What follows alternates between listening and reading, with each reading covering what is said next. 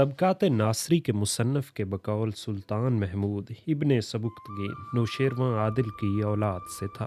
محمود کے والد امیر سبکتگین تھے۔ امیر سبکتگین امیر الپتگین کے داماد تھے۔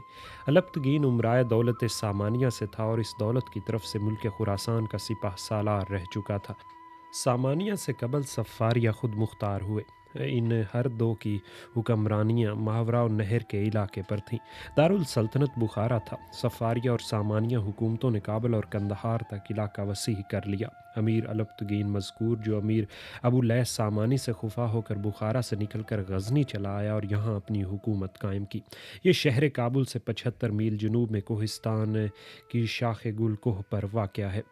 سبکتگین الپتگین کی وفات کے بعد نئی سلطنت کا امیر بنا۔ پنجاب کے راجہ جے پال اور امیر سبکتگین میں وہی پرانے سرحدی تنازع تازہ ہو گئے۔ پشاور سے جلال آباد تک کا علاقہ جو ملغاں کہلاتا تھا، پنجاب اور غزنی کی حکومتوں میں سے کسی حکومت کے زیر اثر رہے۔ آخر پنجاب کے راجہ جے پال نے اس نزاع کا فیصلہ کرنے کے لیے اور سلطنت غزنی کا قصہ پاک کرنے کے لیے ایک طوفانی لشکر لے کر ہاتھیوں پر سوار چلا اور وادی ملغاں میں اتر گیا۔ ادھر سبکتگین اور اس کا 9 عمر لڑکا محمود تازہ دم ترکوں کے ساتھ میدان میں آیا۔ دونوں داد شجاعت دے رہے تھے کہ اچانک برق و باراں کا طوفان امڈ آیا اور راجہ جے پال کا منصوبہ ہمیشہ کے لیے خاک میں مل گیا۔ آخر کار صلح ہو گئی اور راجہ جے پال 10 لاکھ درہم اور 50 ہاتھی دینے پر آمادہ ہو گیا۔ یہ تھی وہ پہلی جنگ جس نے ہند کی قسمت کا فیصلہ کر دیا۔ اس کے بعد راجہ جے پال نے واپس آ کر رقم ادا کرنے کی بجائے ان سفیروں کو جو رقم لینے آئے تھے گرفتار کر کے جیل خانے میں بند کر دیا۔ سبکتگین یہ سنتے ہی بجلی کی مانند تیزی سے ہندوستان کی جانب روانہ ہوا۔ ادھر راجہ جے پال نے دلی، کنوج اور کالنجر کی فوجی امداد حاصل کی اور مقابلے کے لیے روانہ ہوا۔ درہ خیبر اور پشاور کے درمیان لڑائی ہوئی۔ ہندی فوجوں نے شکست کھائی اور پشاور تک اٹک پار کے ملک پر غزنی سلطنت کا قبضہ ہو گیا۔ اب غزنی کے ترکوں کے لیے ہندوستان کا راستہ کھل گیا تھا اور دلی، کالنجھر اور کنوج پر انہیں اپنی ترک تازیوں کا حق تھا کیونکہ یہ ممالک دشمن کے ہم نوا تھے۔ محمود اپنے باپ سبکتگین کی وفات کے بعد تخت نشین ہوا، جس کا منشا اپنی سلطنت غزنی کو وسعت اور استحکام دینا تھا۔ وہ اپنی 33 سال کی حکمرانی میں کامیاب ہوا۔ اس نے اپنے چاروں طرف کی سلطنتوں کو، چاہے وہ مسلمانوں کی ہوں یا نامسلم، ہلا ڈالا اور اپنی حکومت کے حدود آگے بڑھاتا چلا گیا۔ اس نے غزنی کو ایک طرف، کاشغر کی اسلامی الخانی حکومت کو دوسری طرف، خود اپنے آقا سامانیوں کی سلطنت تیسری طرف، دیلمی اور تبرستان کی حکومت، آل زیاد کو مشرقی سمت میں غوریوں کی سرزمین کو جس میں بہت کچھ مسلمان ہو چکے تھے، اور پھر اسی مشرقی سمت میں ملتان اور سندھ کی عرب حکومتوں کو، اور ادھر لاہور اور ہندوستان کے بعض دوسرے راجاؤں کی سلطنتوں کے کھنڈر پر اپنی عظیم الشان سلطنت کی بنیاد رکھی۔ یہ تھیں اس بدنام بت شکن کی ترک تازیاں جس نے ہندوستان کی ساری اسلامی سلطنتوں کا قلعہ کما کیا۔ اس سے اندازہ ہوگا کہ غزنی کی سلاطین کی یہ لڑائیاں ہندوستان سے کسی مذہبی جذبے کی ماتحت تھیں یا محض جغرافیائی ماحول اور نئی حکومتوں کی شکست اور تغیر کے زیر اثر پیش آئیں۔ محمود کو دوسری سمت کی مخالف حکومتوں سے جب فرصت ملتی ہندوستان پر چڑھاتا۔ وہ اپنے دور میں سب سے پہلے 390 ہجری یا 1000 عیسوی میں ہندوستان میں داخل ہوا، جنوبی ہند کے جاٹوں کی سرکوبی کی اور چند سرحدی ضلعوں پر قبضہ کیا۔ دوسرے سال پھر آیا اور پشاور کے آگے خیمہ زن ہوا۔ زور کا رن پڑا۔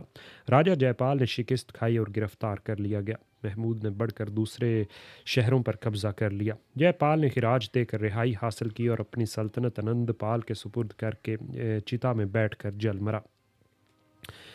سن 1004 عیسوی میں سلطان نے بجے رائے والی بھیرا سے جنگ آزمائی کی۔ اس نے بھی فرار کی حالت میں خودکشی کی اور بھیرا اور اس کے مضافات سلطنت غزنی میں داخل ہوئے۔ پھر ملتان کے والی ابو الفتح باطنی نے بجے رائے کی مدد کی ناکام کوشش کی۔ 1005 عیسوی میں محمود اس کو سزا دینے آیا۔ رائے آنند پال ابو الفتح کی مدد کے لیے آیا مگر ناکام ہو کر فرار ہوا۔ ابو الفتح نے محمود کی اطاعت قبول کی۔ محمود نے آنند پال کے بیٹے سکھ پال کو بیرا کا گورنر بنا دیا۔ وہ اسلام لے آیا لیکن پھر مرتد ہو گیا۔ محمود نے 1007 عیسوی میں اس کی گوشت مالی کے لیے آیا اور حبس و دوام کی سزا دی۔ 1008 ईस्वी में मार्का आराई हुई। इस मर्तबा नंद पाल की मदद पर आजैन, ग्वालियर, कालिंझर, कुनूज, दिल्ली और अजमेर के राजा और मुल्तान के वाली फौजें लेकर आए। हुब्बुल वतनी का आम जज्बा पैदा हुआ और औरतों ने अपने जेवर बेचकर और चरखे काट कर और मेहनत मजदूरी करके लड़ाई में मदद देने के लिए रुपया भेजा। मगर हिंदुस्तानी राजाओं की पिछली खाना जंगियों का गुबार दिल से दूर नहीं हुआ था। वो किसी एक की कमान में फौजों को मुजतमे न कर सके। महमूद ने राजपूतों के स्टडी दल फौज का मुकाबला किया। हिंदुस्तानियों के कदम उखड़ गए। महमूद के खिलाफ ये आखिरी मुश्तरका कौमी मुजाहरा था जिसमें न सिर्फ हिंदू बल्कि हिंदुस्तान में अरबों की वाहिद हुकूमत का हुक्मरान भी शरीक था। मगर हिंदुस्तान को शिकस्त हुई और उसके बाद हिंद के राजा यके बाद दीगरे मगलूब होते गए और बेश बहा ख़जाने खसूसन मंदिरों के जवाहरात फातह के हाथ आए। इस हमले में महमूद ने नगर कोट यानी कांगड़ा के किले पर कब्जा किया। इसके बाद 1010 ईस्वी में अबू अल फतूह दाऊद का खात्मा करने मुल्तान आया और इसको गिरफ्तार करके साथ ले गया। इसके बाद उसने 1013 ईस्वी में राजा भीमपाल से किला नंदोना छीन लिया। 1014 में थाने सीर पर कब्जा किया और 1015 में कश्मीर की नाकाम मुहिम पेश आई। इसके बाद 1017 में कनूज और मथुरा पर कब्जा किया। 1020 में कश्मीर पर दोबारा हमलावर हुआ। 1021 में वो पूरे पंजाब को गजनी का सूबा बनाने की नीयत से इंतजामात के साथ आया और पंजाब का इल्हाक गजनी से कर लिया। आनंदपाल के लड़के तरलोकन पाल का इंतकाल हो चुका था। राजा भीम उसका जानशीन था। वो पंजाब छोड़कर राय अजमेर के पास चला गया और यहाँ 1026 में उसने वफात पाई। महमूद ने लाहौर का पहला हाकिम अपने ग़ुलाम अय्याज़ को बनाया। इसके बाद 1022 में ग्वालियर और कालिंझर को कब्ज़े में लिया गया। 1025 में सोमनाथ का मशहूर वाक़या पेश आया और इस मुहिम में गुजरात की फ़तह की तकमील 1026 में हुई। फिर इसी साल 1026 में मुल्तान के कज़ाकों की सरकूबी हुई। 1027 में जाटों की छेड़छाड़ का बदला लेने के लिए आया और कामयाब रहा। इस तरह महमूद के बराह रास्त कब्ज़े में पंजाब, सिंध और मुल्तान के सूबे आ गए और कश्मीर, कनूज, कालिंझर, ग्वालियर और गुजरात उसके बाजगुजार बने। मंदिरों पर हमला आवरी का सबब यह था कि मंदिर दौलत का ख़जाना थे, ज़रो जवाहिर का अंबार थे। महमूद ने हिंदुस्तान के इन हमलों में बेशुमार मंदिरों से दौलत हासिल की। सोमनाथ में 200 मन वज़नी सोने की जंजीर लटकती थी, जिसमें घंटियाँ आवेज़ां थीं। जिस हुजरे में बुत था उसकी कंदीलों को रोशन करने की ज़रूरत न थी, बल्कि रोशनी के लिए इसमें जवाहिर और अलमास जड़े हुए थे, जिनकी जगमगाहट से ये हमदम ये रोशन रहती थी। महमूद ने पंजाब को सल्तनत गज़नी का एक सूबा करार दिया। उसने इस सूबे के मरकज़ से दूर दराज होने की वजह से यहाँ एक नया नज़्म कायम किया। अय्याज़ के बाद फ़ौजी और इंतज़ामात इख्तियार अलहदा हुक्काम के सुपुर्द किए गए। इंतज़ामी उमूर अबू असमन अल-मारूफ़ बकाज़ी शेराज़ी के सुपुर्द किए गए और सिपा सालारी के ओहदे पर अली अरी यारुक को मामूर किया गया। लेकिन गवर्नर और सिपा सालार दोनों का एक दूसरे से सरोकार न रखा। ये दोनों बराह रास्त गज़नी के मातहत थे और पर्चा नवेसी पर अबू अल हक्म नाम के एक अफसर को मुकर्रर किया गया। अगरचे महमूद ने हिंदुस्तान को अपना वतन नहीं समझा, उसको गज़नी से प्यार था और उसी को उसने आबाद किया। तहम हिंदुस्तान से उसको एक राबता पैदा हो चुका था। हिंदुस्तान के जंगी हाथियों पर उसको ऐसा नाज था कि वो खलीफा बगदाद को भी एतमाद पर धमकी देने से बाज ना आया और अल्फील मालफील का इबरत आमोज़ जवाब पाया। उसने अपनी सारी उम्र में कभी किसी एक हिंदू को भी जबर से मुसलमान नहीं बनवाया और ना अमन की हालत में किसी एक मंदिर को तोड़ने और बुत शिकनी का कोई वाक़या पेश आया। उसने हिंदुस्तानी मकबूजात के लिए अपना सिक्का हिंदी ज़ुबान में जारी किया और अपनी फ़ौज में हिंदुओं को मुअज़्ज़ज़ ओहदों पर सरफराज किया। हिंदू राव उसकी फ़ौज का आला अफसर था। तौलक भी ये रुकन सल्तनत था। सुल्तान मोहम्मद सुल्तान महमूद की वफ़ात जो कि 1030 ईस्वी में हुई के बाद तख्त पर बैठा। उसके भाई मसूद ने जब उस पर फ़ौज कशी की तो उसने इस हिंदुस्तानी सिपह सालार सोबंद राय को उसके मुकाबले के लिए भेजा, मगर वो इस जंग में काम आया। ताहम मालूम हुआ कि इस लश्कर को इतनी अहमियत हासिल थी कि वो ताज और तख्त का फ़ैसला कर सकते थे। सोबंद राय के मारे जाने के बाद सुल्तान मोहम्मद खुद फ़ौज लेकर गया और मैदान जंग में गिरफ़्तार कर लिया गया। सुल्तान मसूद को हिंदुस्तान के नज़्म हुकूमत में महमूद के कायम किए हुए दो अमली निज़ाम से साबका पड़ा। ये दो अमली निज़ाम पंजाब में चल न सका। काजी शेराज़ी और अली यारक में इख्तलाफ पैदा हुआ। وزیر غزنی نے یارق کو شیریں گفتاری سے پایا تخت بلوایا اور 1031 میں بلخ میں اس کو قید کر دیا۔ پھر پنجاب کی سپہ سالاری پر احمد البتگین بھیجا گیا۔ اس کے بعد سلطان محمود 1032 میں کشمیر کے قریب قلعہ سرستی میں فوج کشی کی اور اس کو فتح کر لیا۔ سلطان مسعود کے واپس جاتے ہی لاہور میں انتظامی اور فوجی حکام کی جنگ پھر شروع ہو گئی، مگر وزیر اعظم عربی نے نیالتگین کی حمایت کی اور اس نے قاضی شیرازی سے بے پرواہ ہو کر ہندوستان پر فوجی حملہ کر دیا اور سورت سے بڑھتا ہوا بنارس تک پہنچ گیا، اس شہر کو لوٹا۔ قاضی شیرازی نے غزنی اطلاع دی کہ نیالتگین نے بے شمار دولت حاصل کی ہے اور خود مختاری کی جانب مائل ہے اور اپنے کو محمود کا بیٹا کہتا ہے۔ سلطان مسعود نے 1034 میں احمد نیالتگین کی سرکوبی کے لیے ایک ہندو سپہ سالار ناتھ کو بھیجا، مگر وہ ناکام رہا۔ اس کے بعد اس کی سرکوبی کے لیے ایک دوسری فوج بھیجنی چاہی، مگر مہم کی دشواریوں کو دیکھ کر کوئی آمادہ نہ ہوا۔ آخر کار ایک دوسرا ہندو سپہ سالار آگے بڑھا، اس نے اس مہم کو انجام دینے کا بیڑا اٹھایا۔ تاریخ بحقی میں ہے کہ سالار تلک سوبند رائے کی جگہ غزنی کی ہندو فوج کا سپہ سالار تھا، اس کے مکان پر نوبت بجتی تھی اور علم، خیمہ اور چتر عطا ہوا تھا۔ تلک لاہور میں آیا تو نیالتگین فرار ہو چکا تھا، اس نے اس کی سر کی قیمت 5 لاکھ درہم مقرر کی، پھر چن چن کر اس کے سپاہیوں کو اس وقت تک مارا کہ جب تک انہوں نے نیالتگین کا ساتھ چھوڑنے کا وعدہ نہیں کر لیا۔ پھر جاٹوں نے بحیرہ سندھ عبور کرتے ہوئے نیالتگین کو بھی پکڑ لیا اور اس طرح اس کی زندگی کا خاتمہ ہو گیا۔ گویا غزنی سلطنت کے استحکام میں ہندوؤں اور جاٹوں نے رضاکارانہ حصہ لیا۔ اس کے بعد سلطان مسعود نے 1037 میں ہندوستان کا رخ کیا اور قلعہ ہانسی اور سونی پت پر قبضہ کیا اور اپنے لڑکے مجدود کو پنجاب کا گورنر بنا کر غزنی واپس گیا اور ایاز کو اس کا تعلیق مقرر کیا۔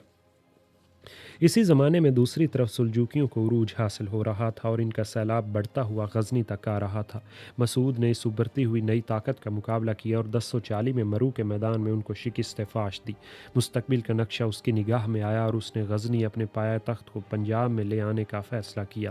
300 اونٹوں پر زر و جواہر اور مال و دولت کا انبار لاد کر چلا۔ ہندوستان کی دولت ہندوستان کو آ رہی تھی کہ اثناء راہ میں اس کے ترک اور بیشتر ہندو سپاہیوں نے اس سے بے وفائی کی اور خزانہ لوٹ لیا، سلطان کو حراست میں لے لیا اور اس کے نابینا بھائی سابق سلطان محمد کو قید سے نکال کر تخت نشین کر دیا اور چند دنوں کے بعد مسعود قتل کر دیا گیا۔ سلطان مسعود کے قتل کے بعد اس کے بیٹے مودود نے غزنی میں تخت نشینی اختیار کی اور 1041 میں حملہ کر کے محمد کو قید کر دیا۔ ہندوستان کے عمرا مودود اور محمد کی کشمکش میں محمد کے طرفدار ہوئے۔ اس طرح پایا تخت غزنی اور ہندوستان کے عمرائے غزنی کی پالیسی میں اختلاف پیدا ہو گیا۔ سلطان مودود جو کہ 1031 تا 1049 تک اس نے حکومت کی، اس کے باوجود ہندوستان کے عمرائے غزنی سے مرعوب نہیں ہوا۔ اس نے ابو نصر محمد بن احمد کو لاہور کا حاکم مقرر کیا اور خود ملتان سے لاہور آیا اور ہانسی اور تھانے سیر تک کا دورہ کر کے واپس آیا۔ اس اثنا میں سلجوکیوں کا زور بڑھتا گیا اور مودود کو ادھر متوجہ ہونا پڑا۔ یہ دیکھ کر اس کے بھائی مجدود نے مودود سے ناراض ہو کر عمرا کی مدد سے پنجاب پر قبضہ کر لیا۔ مودود نے 1042 میں پنجاب پر فوج کشی کی، مگر مجدود نے لاہور کو بچا لیا، لیکن اسی اثنا میں مجدود اپنے خیمے میں مردہ پایا گیا۔ اس کا دست راست ایاز بھی مر گیا اور مودود کے قبضے میں پنجاب آ گیا۔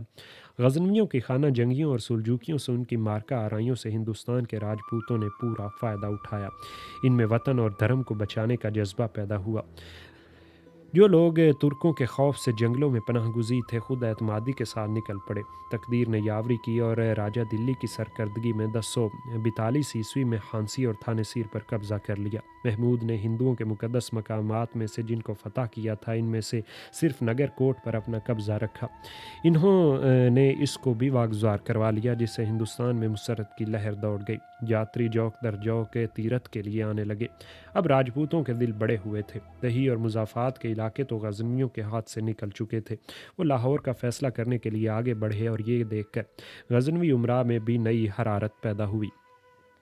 اختلاف کو بلا دینے کا عزم کر کے اٹھے اور راجپوتوں کا لشکر بغیر لڑے واپس چلا گیا۔ مودود نے 1048 میں اپنے لڑکے ابو القاسم محمود کو لاہور کا حاکم بنا کر بھیجا اور علی کو ہند کا سپہ سالار بنایا، جس نے پشاور، کشمیر اور ملتان کی بغاوتیں فروکی، لیکن ہانسی، تھانے سیر اور نگر کوٹ کے قلعے قبضے میں نہ آ سکے۔ مودود کی وفات کے بعد علی بن ربیع ایک امیر نے اس کے 3-4 برس کے بچے مسعود ثانی کو تخت پر بٹھا دیا، مگر دوسرے عمرا نے مودود کے بھائی علی بن مسعود کی اطاعت کی اور علی بن ربیع ایک جماعت کے ساتھ ہندوستان آیا اور پشاور سے سندھ تک کے علاقے کو قبضے میں لے لیا۔ اسی اثنا میں سلطان مودود کے چھوٹے بیٹے عبد الرشید نے 1051 عیسوی میں غزنی کے تخت پر قبضہ کر لیا۔ اس نے ربیع کو غزنی واپس بھیج دیا اور اس کے جگہ نوشتگین کرخی کو ہندوستان اور سندھ کا والی بنا کر بھیجا۔ غزنوی حکمرانوں کی خانہ جنگیوں کے بعد نوشتگین گویا ہندوستان کا باضابطہ سرکاری حاکم تھا۔ اس کے ساتھ مستحکم فوج بھی آئی تھی۔ اس نے قلعہ نگر کوٹ پر دوبارہ قبضہ کر لیا۔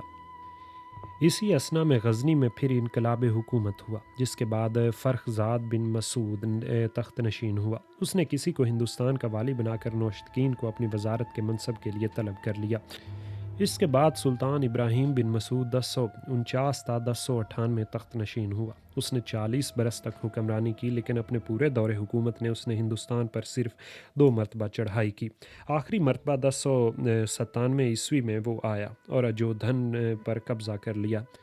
اسی طرح روپال اور نیتی کال کو قبضے میں لیا اور بڑھتا گیا۔ سہارنپور کے ضلع تک آیا اور کئی قلعوں پر قبضہ کر کے واپس چلا گیا۔ سلطان مسعود بن ابراہیم جو کہ 1114 عیسوی تک اپنے باپ کے بعد تخت نشین ہوا، اس زمانے میں ہندوستان کا والی طفاتگین بنایا گیا۔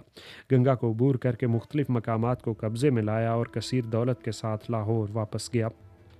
مسعود بن ابراہیم کی وفات کے بعد سلطان ارسلان 1114 تا 1117 عیسوی کا دور آیا۔ اس زمانے میں غور اور خوارزم نئی طاقتیں ابھر رہی تھیں۔ ایک نے سلجوکیوں کی جگہ لی اور دوسرے نے غزنویوں کا خاتمہ کیا۔ ارسلان کے زمانے میں سنجر سلجوکی نے غزنی پر قبضہ جما لیا تو وہ ہندوستان چلا آیا اور یہاں سے ہندوستانی لشکر فراہم کر کے غزنی پر چڑھائی کی اور اپنے پایا تخت کو واپس لے لیا، لیکن سنجر نے واپس آ کر پھر غزنی پر قبضہ جما لیا۔ ارسلان پہاڑوں میں چھپ رہا، جہاں سے پکڑ لیا گیا اور قتل کر دیا گیا۔ اس زمانہ میں ہندوستان کی ولایت کی زمام محمد باہیم کے ہاتھ میں تھی۔ وہ اپنی دانش مندی سے پنجاب کو بچائے رہا اور پایا تخت غزنی کے انقلابات کے اثر سے یہ صوبہ محفوظ رہا۔ اس کے بعد بہرام شاہ بن مسعود 1117 عیسوی تا 1152 عیسوی سلطان سنجر کانجش کے طور پر، جو بہرام کا ماموں تھا، غزنی کے تخت پر بیٹھا۔ محمد باہیم نے غالباً ارسلان کی ہمدردی میں ہندوستان میں اپنی خود مختاری کا اعلان کر دیا، مگر بہرام نے غفلت نہ برتی اور فوراً کوچ کر کے 1120 عیسوی میں ہندوستان آیا۔ محمد باہیم کو گرفتار کرنے میں کامیاب ہوا، مگر پھر خطا معاف کر کے ہندوستان کی حکومت اس کے سپرد کر کے چلا گیا۔ اس کے بعد محمد باہیم نے قلعہ ناگور کو فتح کیا اور اس کو مستحکم کر کے اپنا معاون بنایا اور عظیم الشان لشکر فراہم کیا اور مختلف راجاؤں سے معرکہ آرا ہوا۔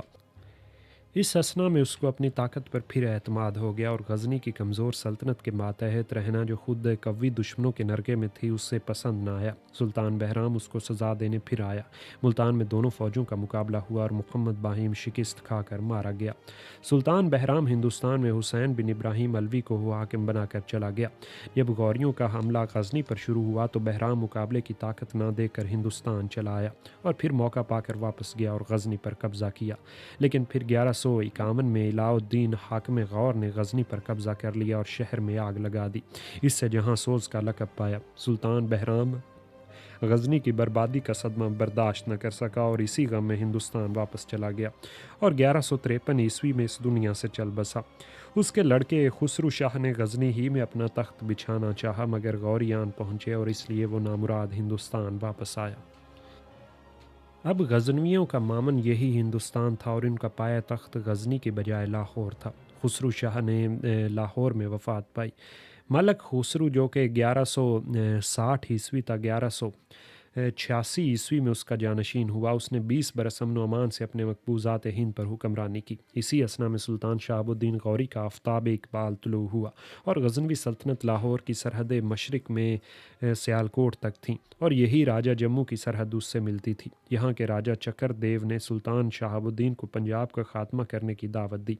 شہاب الدین کے حملے ہندوستان پر شروع ہوئے اور پشاور، ملتان اور سندھ کو اس نے فتح کیا۔ 1186 میں پھر اس نے لاہور پر فوج کشی کی، خسرو ملک قلعہ بند ہو گیا اور شہاب الدین کو واپس جانا پڑا۔ 1186 میں وہ پھر ہندوستان آیا اور سیالکوٹ کے قلعے کو فتح کر کے اس کو مستحکم کیا۔ اس کے بعد 1186 میں وہ پھر لاہور آیا اور خسرو ملک اور اس کے پورے خاندان کو گرفتار کر کے غزنی لے گیا اور وہاں سے زابلستان کے قلعے میں قید کر دیا، جہاں اس نے 1192 میں وفات پائی۔ اس طرح ہندو مسلم دونوں حکمرانوں کی باہمی صلاح اور اشتراک عمل سے ہندوستان میں آل سبکتگین کی غزنوی سلطنت کا خاتمہ ہو گیا۔